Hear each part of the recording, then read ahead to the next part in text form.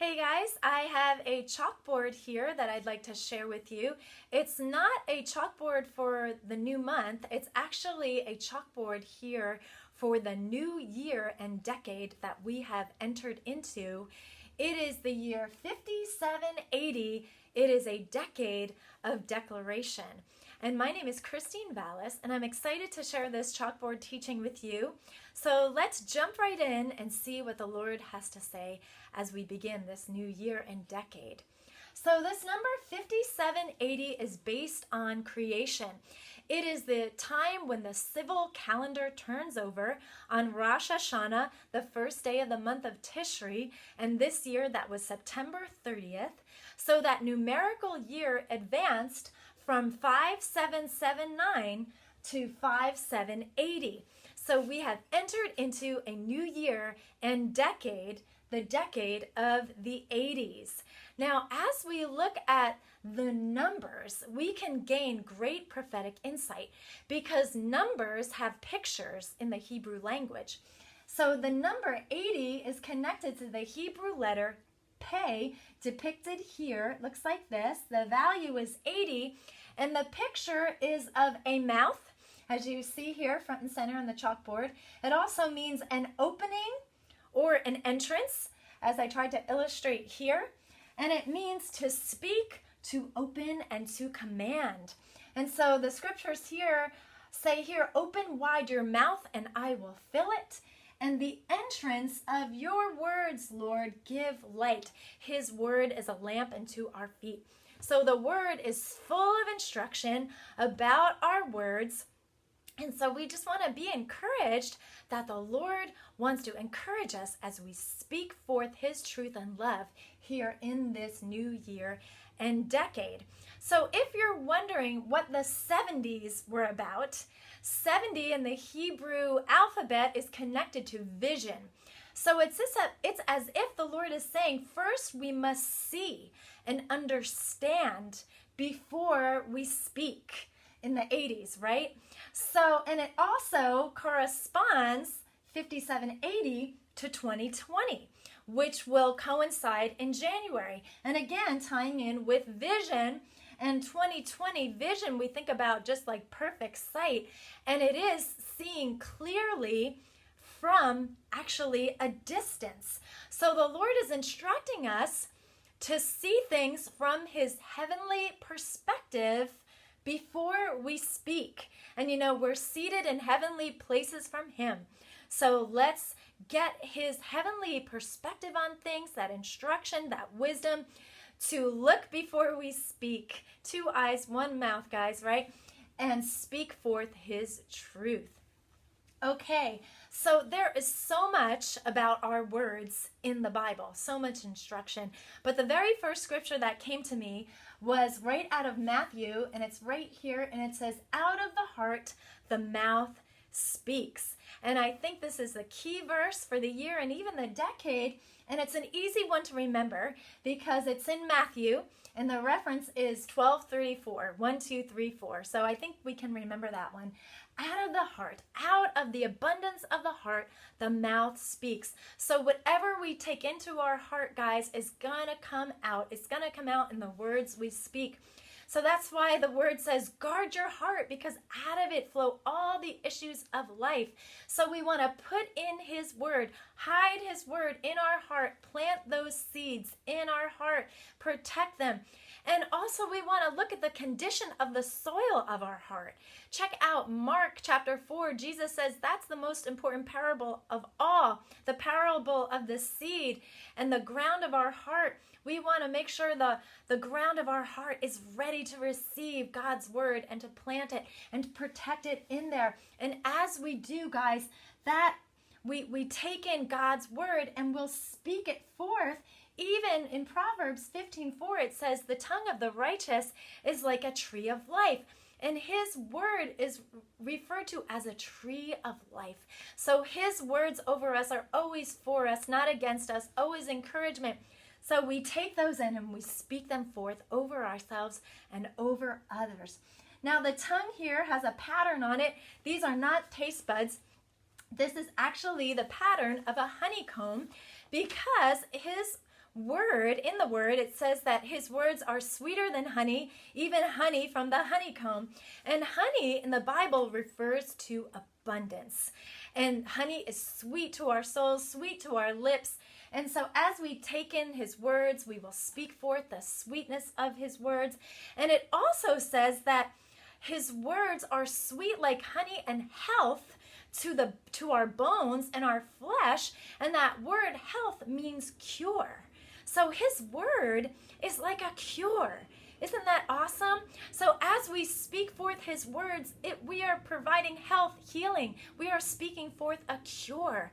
It is like a good word in due season. So let us speak forth his words of health and of the cure for our souls and for others as we move forth in this year. Now, life and death are in the power of the tongue. It says that in Proverbs 18:21. Also, James says, out of the same mouth comes blessings and cursings. And so we have to beware of the words we speak. We want to beware of idle words. But, guys, we can tame our tongues. We can't use the excuse that we just talk a lot. No, we have the ability to tame our tongue. We can bridle it just like the bit in the horse's mouth and like the rudder on a ship, because we want to use our words for good. We want to speak forth encouragement, truth, and love, just as God speaks over us, and we want to speak for others that can't speak for themselves. And our words, guys, are even used to be creative. Our words carry creative power. In fact, God spoke the worlds into existence, right? His words are waiting for an assignment. You know that scripture that said he sent forth his word and it healed them. So as we receive his word into our heart and we speak it forth, they go out onto assignment, and he watches over his word to accomplish them. So his words will not return void, Isaiah 55:11. And his words are alive and active and sharper than any two-edged sword. So we have to get into his word, guys. We have to spend time in his words and plant them in our hearts.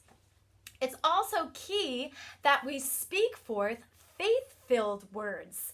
Talks about that in Hebrews 4, chapter 2. We have to mix faith with our words. Even Jesus talks about this in Mark 11 when he says, when you speak to the mountain and believe with your heart, it shall be cast into the sea, and you shall have whatever you say. So he says when you speak, not if you speak. So he's telling us that we have to speak, but he's also telling us that we have to believe in our heart, and then it shall be cast into the sea, and then we shall have whatever we say. So we say a lot of things, guys, and we really don't mean some of the things we say. But the Lord is saying, you shall have whatever you say when you mean what you say. So we have to take that time to take in God's word so that we can get a fresh revelation, so that we can actually believe what the word says, that it carries power, and we carry the authority with that, so that we can speak forth words and believe what we say, and we shall have what we say. And even Jesus says that he spoke to the storm, and we have that authority to do so as well. And in Psalm 91 it says, I will say of the Lord, he is my refuge. We have to believe that he is. It takes time, guys. And so we have to spend that time in his word. And the Lord is also calling us and instructing us in Isaiah 54, no weapon formed against you shall prosper. And every tongue which rises against you in judgment, you shall condemn. The Lord is calling us to use our authority and condemn those words that do not line up with his truth and his promises about us. Again, it takes time in his word. And I think about it as comparing a bank teller who is counting cash all day, counting cash, and all of a sudden the teller hits a counterfeit and they can call it out right away because they're handling the real thing all day. So when we are in God's word, when we are handling it often, all day, when we're in his word, we can count, or we can catch a counterfeit really quick. So that is guarding our hearts, guys. We are not receiving those lies into our heart. So I encourage you to get in his word and condemn those counterfeit words that do not line up with the truth of who God says that we are. Okay, lastly, in the book of Acts, the Lord says that our tongues are meant to be set ablaze. And Jesus said to his disciples in Acts chapter 2, wait here and be baptized by the Holy Spirit. And they began to speak in tongues of fire, as depicted here, as the Holy Spirit gave them utterance. So this is talking about the baptism of the Holy Spirit, guys. For those of you who have believed and received on the Lord Jesus and never received the baptism of the Holy Spirit, that's the empowerment that we need to do works and greater works and even speak forth in the heavenly language that he has ordained for us. It's talking about praying in the Spirit, which edifies us, guys. It prays the perfect will of God, and it draws all the wisdom out of our spirit and just draws it out. And it's such a time saver, guys. That's one of the things I love about it, because you're praying the perfect will of God.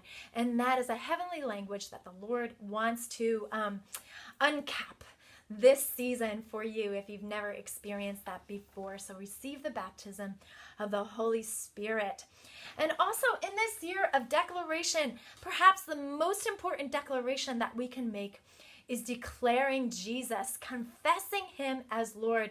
And in Romans 10:10, it says, when you believe in your heart, remember, believing in your heart first and then confessing with your mouth that Jesus is Lord and you shall be saved. That's the most important declaration of all, guys.